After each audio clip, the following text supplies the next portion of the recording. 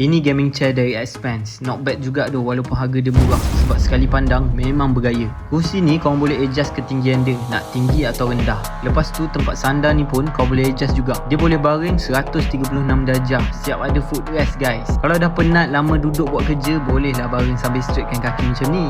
Paling aku suka armrest dia pun boleh naik turun. So dapatlah aku setting sama tinggi dengan meja aku. Barulah selesa. Feature-features yang dia kasih ni macam beli kursi yang mahal punya tau. Ini gaming chair Expense. Awal-awal dapat kena pasang sendiri guys. Tapi jangan risau, dia ada kasih manual book. So aku follow je lah cara pasang dia. Kacang je.